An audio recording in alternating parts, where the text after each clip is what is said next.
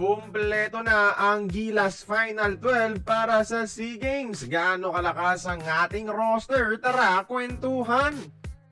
Sa point guard, pangungunahan tayo ng mga ating Gilas debutants at mga US NCAA Division 1 legends. Una syempre si Remy Martin na matagal nang gustong maglaro sa Gilas. Probably the second best player sa ating lineup dahil sa kanyang pagiging dating NBA prospect.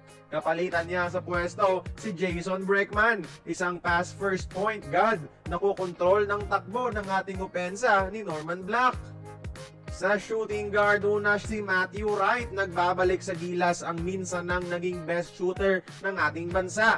Nakakamiss din yung mga sniper at bullseye nitong si Matthew. Papalit sa kanya si 3D Ravenna na mula pa sa kanyang kontrata sa Dubai na terminate. Kaabang-abang mga idol kung anong laro ang ipapakita ni 30 ngayong may EuroLeague experience na siya.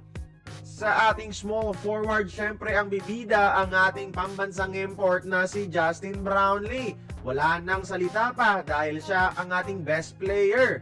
Papalit sa kanya ang former NBA prospect din natin na si Ray Parks Jr. Isa pa rin sa mga best Pinoy players ng Gilas, si Ray Ray.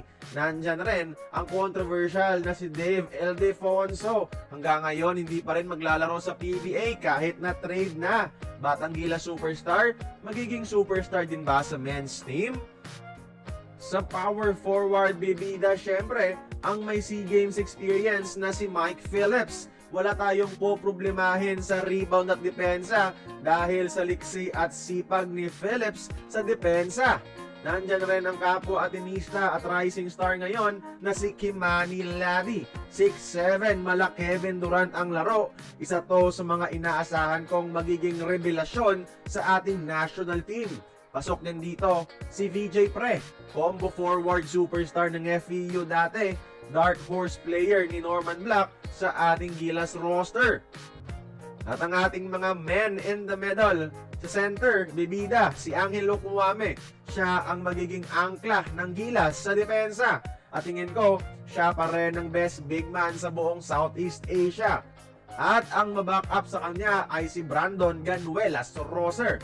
Siya ang kumumpleto sa Gilas Final 12 para sa SEA Games mga idol.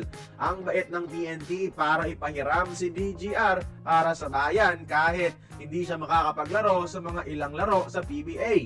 Kaya kayo mga idol, tingin nyo, palag na ba ang ating lineup? At sino ang inyong starting 5? Comment down below, join the conversation.